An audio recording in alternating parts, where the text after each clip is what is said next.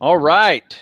We are live. Hey, this is the first time we're doing a live tactical fitness report, and I got my partner Jeff Nichols here with me. We are on Tactical Fitness Report. What number is it? 180. Yeah, One something. I'm not sure. we're in It's the up there. yeah, we're 188. there you go. 188 we've done. Or total. I think you and I've done probably about 100 of them so far. So Probably, yeah. but anyway, thanks again for your time of doing this. And we'll take some comments and questions at the end. But we got asked a really good question. I, Maybe I should rephrase that.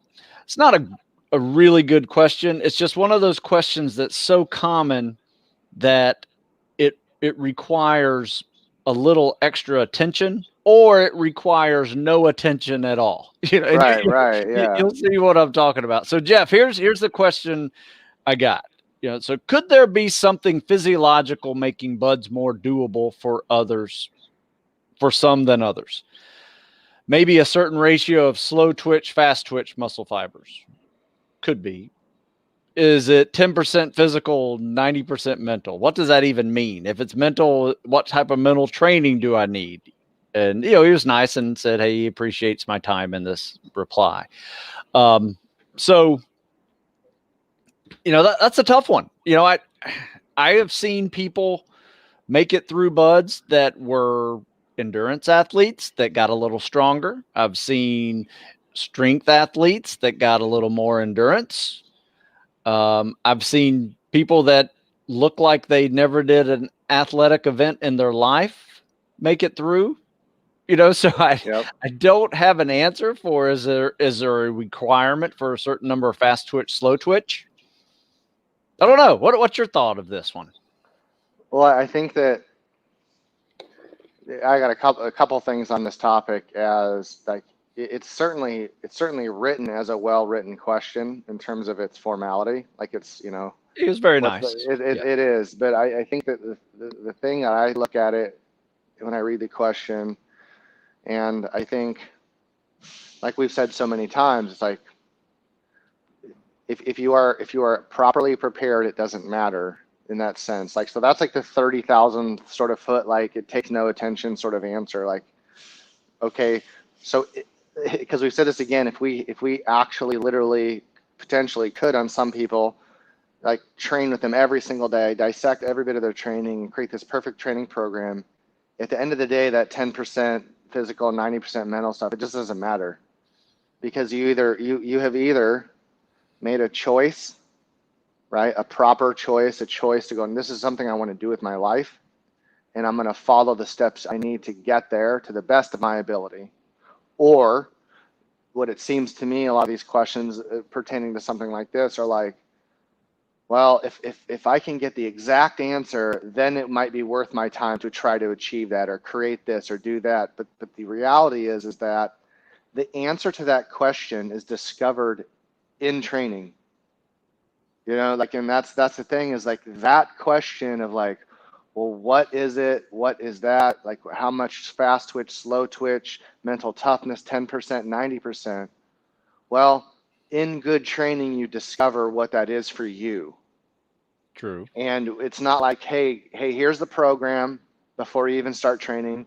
Here's all the mental skills I want you to try in your training. And at the end, you'll get a person that's ready to train for buds. No, that's not necessarily how it works because that would be, it's a methodology then. So the way that Stu and I train isn't a method. It's not a methodology. A methodology would be like CrossFit, where everyone does the same workout in hopes of yielding X result. That's a methodology, right? Linear training is a methodology.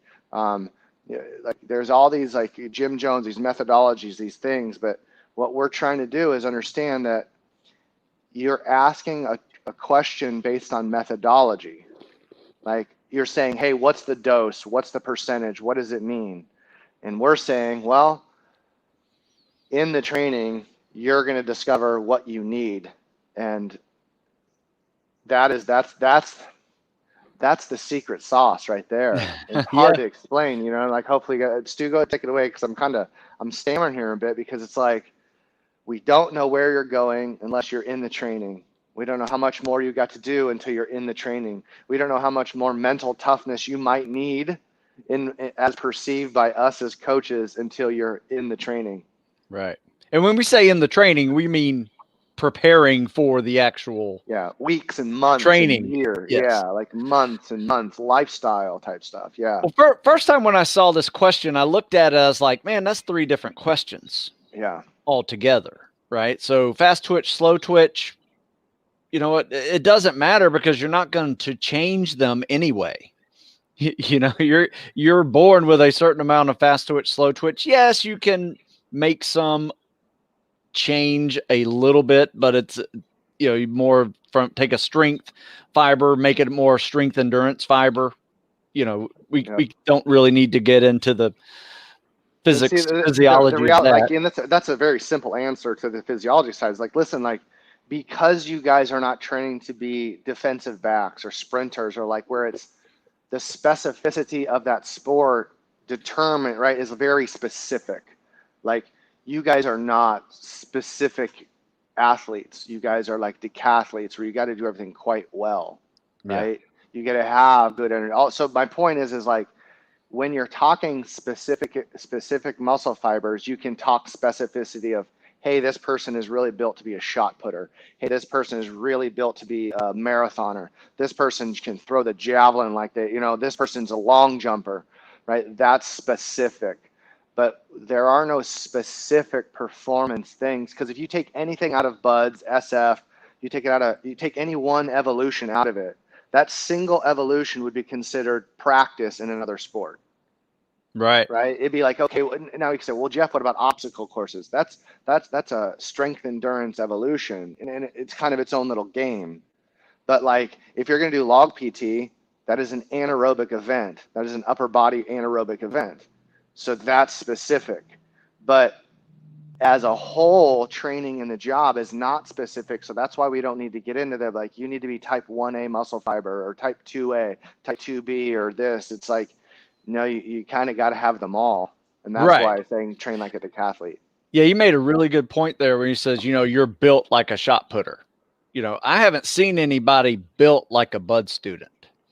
Right. You know, you will see a wide variety of heights and weights and widths and lengths of people and athletic histories. And, you know, so let me just kind of answer this question. I don't think your fast twitch, slow twitch matter. So let's push that to the side. Is it 90% mental, 10% physical? No, it's 100% of both. I mean, you got to try to separate the two is setting yourself up for emotional failure, I think, and physical failure. Absolutely. It's 100% of both. And what I mean by that is, yes, it's very physical. Everybody who goes there needs to be physically prepared and durable to handle the daily stress. But there's going to be that moment when it is 100% mental. And what I mean by that is, you're going to have that moment when you're cold, you're wet, you're tired, you got sand all over you, and the day has just turned into the evening and there's no end in sight. And there's that little moment there where you have to have an answer to that little part in your brain that's saying, what the hell is going on here? Why am I here? How much longer of this can I take? Right. Yeah. And you got to somewhere find the fuel when the tank is empty. And that's where the magic happens. That is the test. That is the mental test right there.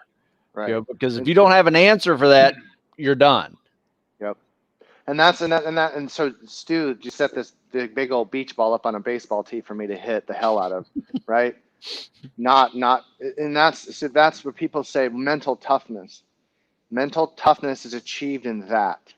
Well, Jeff, how do we duplicate wet, cold, and sandy? Well, we do it by following proper training protocols on a daily basis. That can be a real emotional drain, right? The day in and day out of knowing, like, this is really unsexy training that I got to do for the next 6 to 8 months. Knowing that I can trust in Stu, I can trust in Jeff, that if I follow their process they're laying out for me, it's super arduous. It's super tough. It's boring for many, right? It's super unsexy. And so that day in and day out, not only going, well, I'm enduring this. No, I'm enduring this, and I'm following the training protocol set forth to the best of my ability. That's mental. That is how you're doing something difficult every single day, trying to do it to your best ability. That for me is developing mental toughness. Like that, it's like you don't establish or develop mental toughness in a single acute environment. Most people don't have to, right? Most of us devalue, unfortunately, or it's been devalued, that getting up every day roughly the same time, doing the little things like going hit training every single, and even more so like, hey, I know I need to train, but I really know I need to take this day off. Taking that day off is probably as hard as anything else too. Oh yeah. So it's like mental toughness doesn't acquire it in a week. When we're saying, hey, here's your 18-month training program, follow that 18-month or year, whatever it is, training program vigilantly, without deviation, and doing it as best as you can. That's how you mentally prepare for when you show up at Buds and you're like, man, I'm only 3 weeks into this thing. Holy crap. Well, I've already done this for 10 more months, and Buds is only another 5 months long. I can do this. Absolutely you can. Absolutely you guys can. And that's what we're trying to do, is set you guys up for success at the beginning, understanding that here's the deal, man. Like, even if we came up with this perfect, you need to be 30% type 2A, 40% type, what are you going to do? You're going to go get a biopsy, right? What you would have to do, you have to literally go get muscle fiber cut out of your muscle. They would biopsy it and see what type of muscle fiber you are and are developing. That seems really ridiculous. So what we're saying is, okay, Jeff, Stu, have a very good understanding of what it takes physically to get through Buds. And that's working on these energy systems, which is exactly why Stu and I write our programs the way we do. So you don't have to say, what's the muscle fiber type? We say, we got you covered on the way nerd end, and I'm a total nerd. Yeah. We don't have to talk type 2A muscle fibers, because the training we're doing or having you guys do in the order in which we're saying, do it this way, is developing the muscle fibers that you're going to need anyway. So you don't have to ask. I get the question comes from, but we've got this covered. I promise you, we've got it covered. Yeah. Mental toughness is one of those things that, like you said, it's spoon fed every day. Yep. It's just one little thing. And you'll find little magic moments, like, when you don't want to get up out of bed at 5:30 in the morning, because you're probably the most comfortable you've ever been right there, and you get up anyway and you go train. That is one of those little spoonfuls of mental toughness that you just added to your backpack that you can carry along with you for the rest of your life. Jumping into a pool when it's cold outside, and just so many more little things that just are uncomfortable. Because and this is where I can say objectively, you can look back and go, oh man, it has gotten better for me. Follow a really good regimented program and lifestyle choices for 6 months. Eat right, train right, sleep right, in the context of what Stu and I have been saying all these years. Just do that, and then look back at the last 6 months, and you'll go, wow, like, I'm more alert. I have more energy. My training value is better. All these things, you look back and go, what happened? I got better. Yeah, but you know what you also have achieved? A higher ability to digest stress emotionally. Like, you've got your mental toughness in those processes, in those daily processes. So again, there is not like because here's the thing, because a lot of times that answer to me is shrouded in this, like, if you do these 3 things, you'll be mentally tough. It's like, no, like, because it's really, really unsexy for us to go, you know what, if you just do the basic things right for 6 to 8 months, you'll be extraordinarily mentally tough.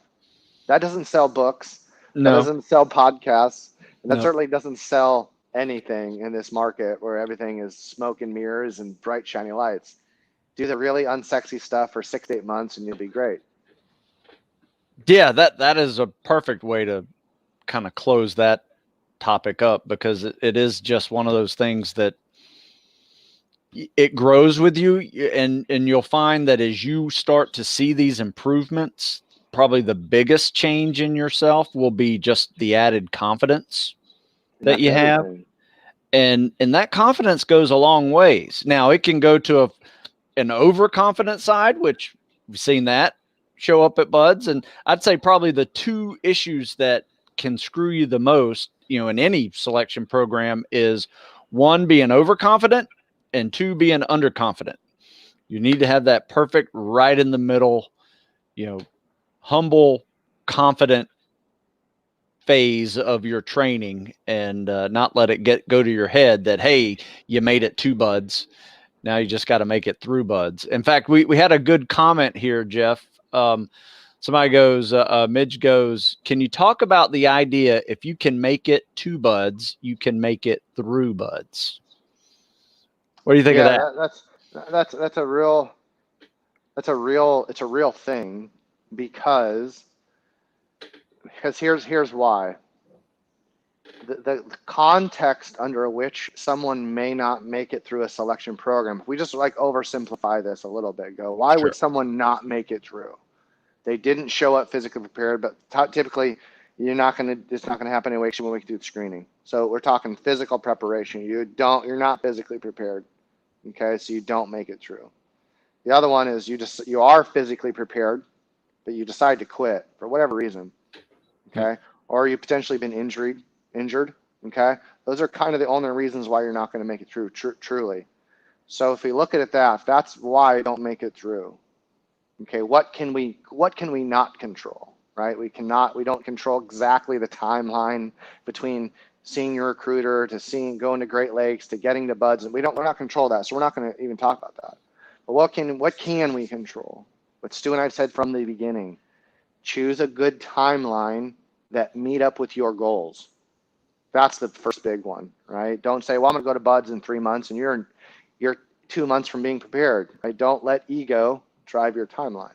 And so again, kind of going back to this, like, okay, well, what is the secret sauce? What is the secret sauce? It's like, well, there's not really a secret sauce except for the preparation. And it's like, well, which one's better? Which one's, like, it doesn't matter, like, necessarily Stu or I or whatever. It just, because what we're talking about, again, step number 2 is don't go see a recruiter until you're ready. Yeah. So those two answers, I think, for me, kind of lend you into the answer of that a little bit, is like, oh, it really is about preparation. And in the preparation, we're not talking just physical. We are talking that the proper physical training yields good emotional training. So I kind of skirted around it a little bit, but I still always go back to, well, a lot of these questions will answer themselves if you set up a good timeline, follow a good training program, and you're patient with it. Yeah, to answer Midge and close that one up, yes, if you can make it two buds, you are physically capable of making it through buds. But, obviously there's a lot more to it than just the physical. You really have to want to do a job on the other side of that training so much that you're able to handle the grind that is selection, that is buds, and just get comfortable being uncomfortable. I mean, there's so much to it that, it's almost like there's so much to discuss in what you have to endure that it almost doesn't matter how much you have to endure. You just have to endure. Right. And I find a lot of comfort. I find a lot of comfort in the fact that, 15, 18,000 people before me, 16,000 people now, 20,000 people now have done this. It's not impossible. And so I look at it and I go, what really, there's one absolute common thread for everyone that's passed. Well, they passed their PST. That's the only common thread. That is the only one. Also, the people that failed, that's still the equal common thread.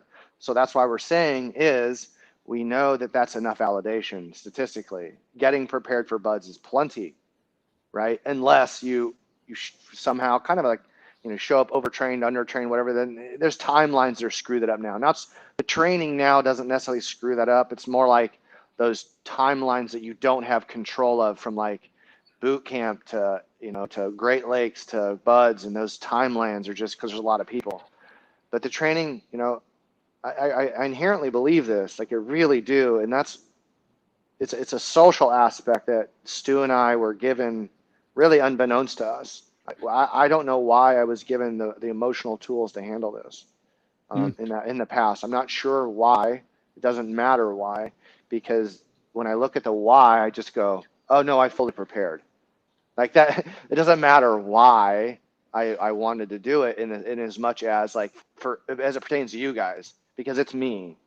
But as it pertains to you all, I believe this, outside of crazy injury or just strange, unfortunate birth defects, I really inherently believe everyone can get prepared for this, any of these selection periods, provided they don't have like some really catastrophic life choices young and they're morbidly obese and they're 22 and 400 pounds. Timeline might change a little bit. Yeah. I really believe everyone can get physically ready for this. I do. Oh, yeah. Yeah, absolutely. You don't have to be an athlete to be in shape.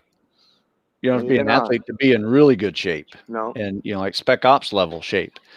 But my biggest thing is, yes, you can get 2 buds, but still have unexposed weaknesses. And I think you have to have some bit of foresight and maturity to understand, okay, I made it through this PST. That's got me 2 buds, but it's not going to get me through buds, right? There's some other specifics you need to understand. And nowadays, everybody knows every day of what you're going to do. You got 4-mile timed runs, you got 2-mile swims, you got obstacle courses, so many other things. You got logs that you have to prepare for and boats on your heads that, require some level of durability, right? So, I mean, yes, in a way, getting to it, you're going to have to endure a lot to get through it, especially if you have some unexposed weaknesses that get exposed during that first phase section, or even the more tactical, events when you're learning a skill for the first time and you have to, it's a steep learning curve of being able to replicate that skill, proficiently. Right. That gets a lot of people too, whether you're diving, you're shooting, you're land navigating, whatever that is. Right.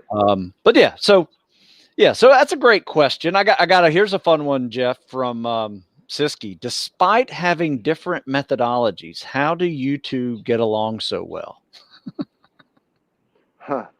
Well, I think this is, I can sum it up from this standpoint, is that let's look at all of you, like that are listening and potentially listening to this. All of you will say, all of us, Stu includes Stu and I. We're all looking at kind of 1 or 2 subjects, topics. We're looking at buds and prep or whatever prep. So I say that, like, okay, but each one of us, every single one of us has a different perspective on the exact same topic. So now you take Stu and I that have had years in the teams and years of coaching and teaching experience. It would be very ignorant to think that he and I would have the same life experiences to achieve the same perspective.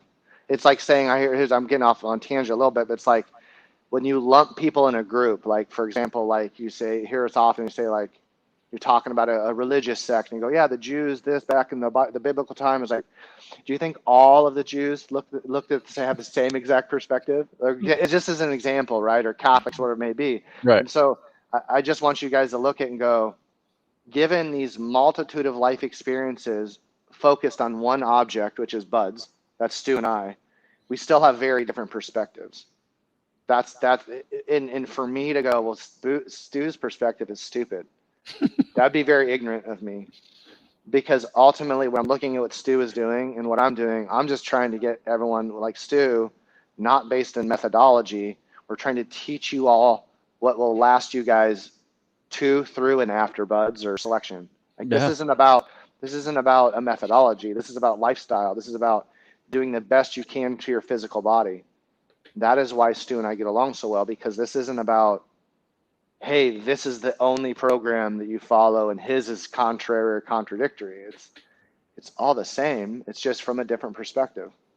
Yeah. And, I tend to focus a certain way on, endurance and, muscle stamina. Jeff has coming in from a strength foundation. But, here's the cool thing about what I did. Whenever I said, hey, Jeff, I'm starting this new podcast. Do you want to do it with me? I knew Jeff to be one of the smartest people out there. It is stupid of me to, not bring him on, right, and say, hey, let's do this tactical fitness report. It'll be our show, and but it's plus, we have similar backgrounds, athletics, special ops. He stayed in longer than I did and did a lot more cooler stuff than I did. And now we coach, right? And we're just talking about coaching. And I get some great ideas from Jeff. I mean, fantastic ideas, because I have a way to train. And I tell people all the time, it's not the way to train. And for me to think that I had the only way to train would once again be just stupid. So I have used Jeff's programming with my guys here locally. When I see something isn't working for them, I'll just stop them and say, you know what? You probably need to do Jeff's hypertrophy program right now, because nothing right now is working for you. Or you need to do this real quick running program that Jeff has, because what we're doing right now is not going to make you faster.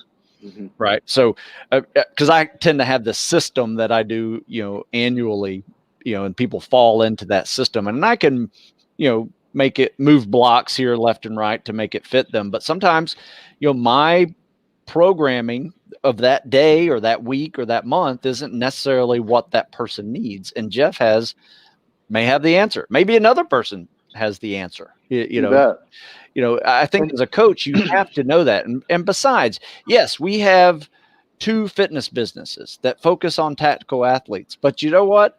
It's a big world of fitness out there. A lot.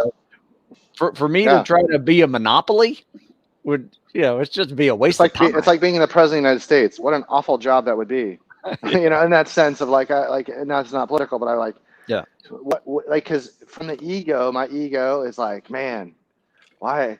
I could train everyone, and that, what a terrible thing that would be if I got that all one day. It's like, all right, every single person in the United States that is in the tactical space is listening to you now, like that. No. And so this is also why what Stu and I and other guys are do very well, because this really matters. This matters is that, okay, the way my coaching, the way about me in which I coach tends to favor certain learning styles. Sure. And same with Stu. So it's like, are the people that are learning from you would they learn any worse from me? Probably not, but it just happens to be the way that you talk, the way that you coach, the way that you are, you're tending going to attract some of those people. Because just take coaching aside, just take personalities in your life. You attract a certain personality of friend. And it's the same thing as coach. Like, I have a way of coaching that attracts, like when I get the people around me that I coach, I'm like, I see a lot of them. I see a lot of me in them. Oh, absolutely. And I'm certain you're the same way. It's like, I don't know what it is. It attracts a like-minded individual, and we need diversity. Like Chevy makes Ford better, right? Yeah, Stu makes it. It's like, those things, you don't want a monopoly, like he says. Then you just got no saturate. You have no new ideas. Very good idea. Very good point. So anyway, we're friends. So there you go. Simple. Like I said, I'm mature enough to say I don't have all the answers. So sometimes hey, Jeff, I got this question. You need to answer this one, because I don't know. We just sent Catherine. I just sent you one the other day that I knew, like, I don't have any idea about that one. We do that all the time. So, all right. So let me do one more of these, Jeff. This is kind of fun. Here's a good one. John Doe needed to hear this because boring is mentally tough. And he says, no disrespect, just needed to hear it. But he's right. Sometimes when I set up a workout, I make it so it is, like a long pyramid workout with multiple exercises with runs in between, and it gets really repetitive. When you're doing some of these higher volume calisthenic workouts, it gets repetitive. It gets boring. You kind of have to go to that little happy place in your head to get through these workouts. And that's a good skill to practice. If you can practice, good form and technique and everything, even though you're in your happy place and getting things done, you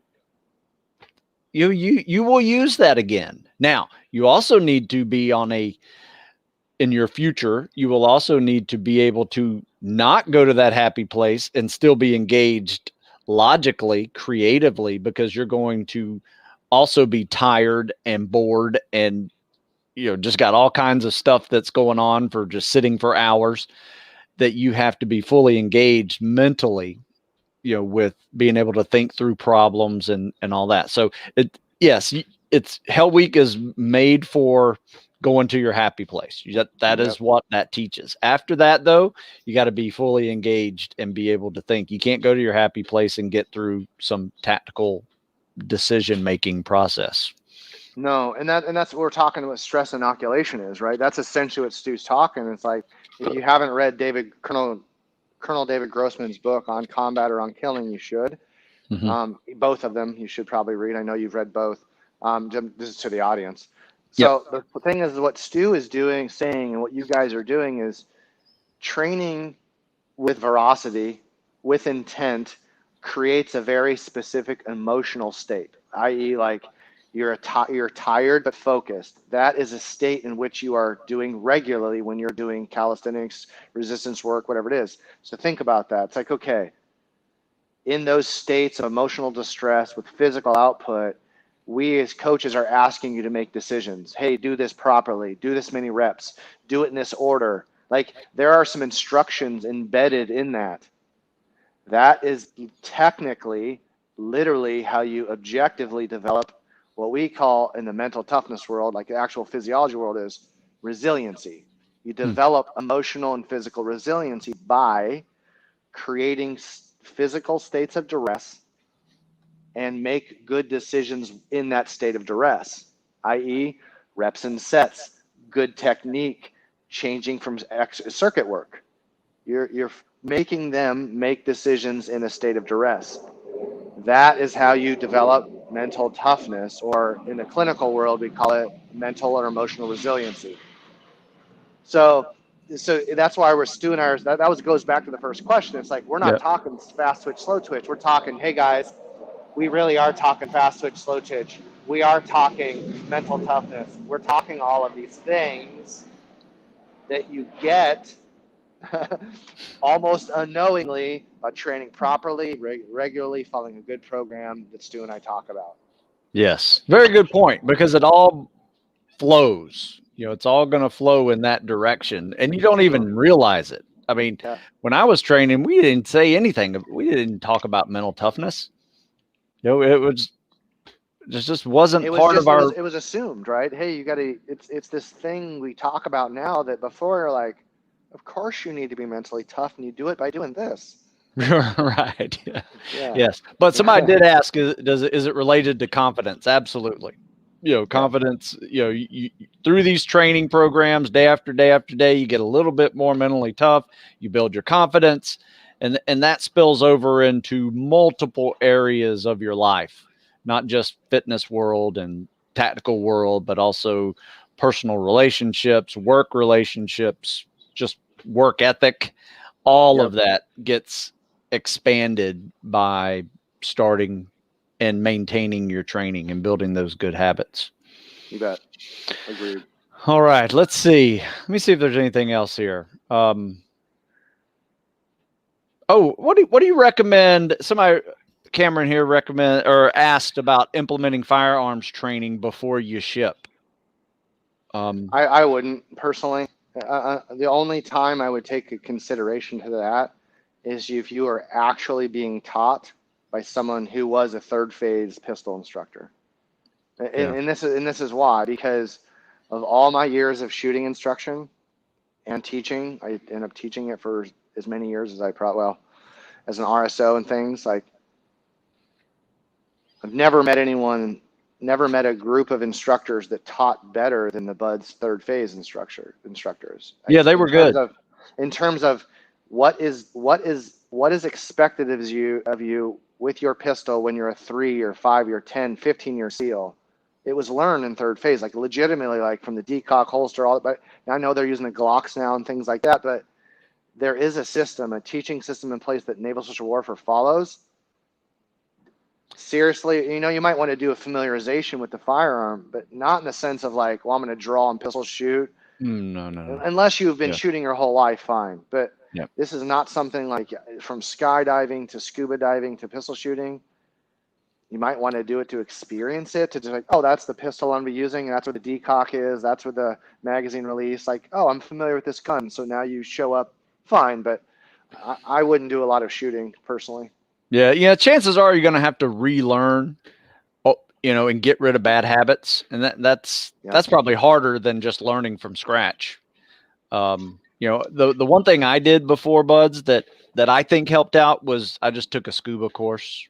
Nothing fancy, just a PADI scuba course. And I think just having a regulator in my mouth, being underwater before I went out there I thought it was an advantage. But though there were several in my buds class that their first time putting a regulator in their mouth was, a couple weeks before pool comp. That was mine. Yeah, that was mine. Yeah. Which is, I spent so much time in the water. It was like, okay, whatever. But I was like, this is way easy. I got this. I can just breathe on this thing. But that's right.